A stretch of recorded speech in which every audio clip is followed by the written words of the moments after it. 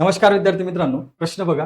एक घोडा 20 मीटर लांबीच्या दोराने एका ठिकाणी बांधला आहे. तो ज्या भागामध्ये चरू शकेल त्या भागाचे क्षेत्रफळ काढा, असा प्रश्न विचारून आपल्याला पुढे पायची किंमत 3.14 एवढी दिलेली आहे. मग ज्या अर्थी आपल्याला इथे पायची किंमत दिली त्या अर्थी हा प्रश्न वर्तुळाशी संबंधित असणार आहे. हा प्रश्न सोडवायचा कसा? लक्षात घ्या.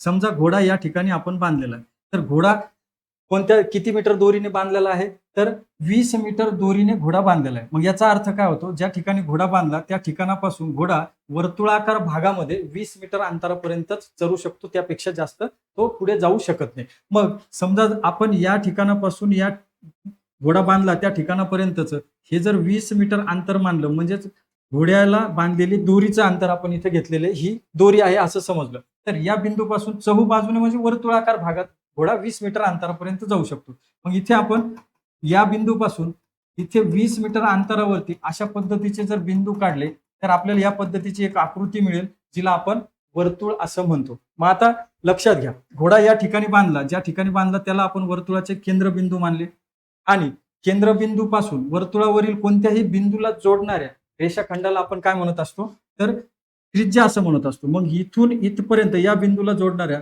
हाच काय झाला? रेषाखंड. याला आपण म्हणणार आहे त्रिज्या असं म्हणणार आहे. मग ही त्रिज्या म्हणजेच काय? तर घोड्याला ज्या दोरीने बांधलेलं आहे ती दोरी, आणि त्या दोरीचं अंतर किती दिले? 20 मीटर. म्हणजे या ठिकाणी त्रिज्या किती आहे आपली? तर 20 मीटर एवढी आहे.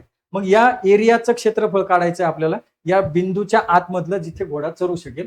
मग थोडक्यात काय? तर वर्तुळाचं क्षेत्रफळ काढायचं. मग वर्तुळाचं क्षेत्रफळ आपण कसं काढतो? तर वर्तुळाचं क्षेत्रफळ बरोबर काय असतं?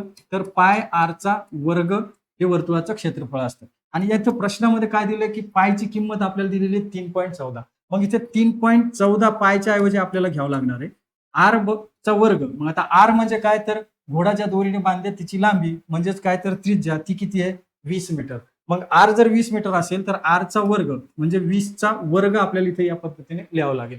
मग लक्षात घ्या, 3.14 इथे ऍज इट इज घेतलं, 20 चा वर्ग किती राहील? तर 400.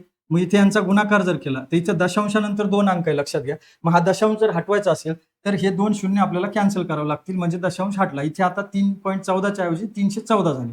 मग 314 गुणिले 4 किती होईल? सुरुवातीला 300 गुणिले 4 किती? 1200, आणि 14 गुणिले 4 56, म्हणजे ती 1200 काय होईल? 56. 1256 चौरस मीटर एवढ्या एरियामध्ये तो घोडा चरू शकेल. पर्याय क्रमांक 3 हे या प्रश्नाचं राईट आन्सर आहे. या पद्धतीने तुम्हाला हा प्रश्न सोडवता येतो विद्यार्थी मित्रांनो. हे स्पष्टीकरण जर तुम्हाला समजलं असेल तर या प्रश्नाचं उत्तर कमेंट करा, आणि हा व्हिडिओ आवडला असेल तर व्हिडिओला लाईक करा, शेअर करा, आणि SB अकॅडमी चॅनलला सबस्क्राईब करा. धन्यवाद विद्यार्थी मित्रांनो.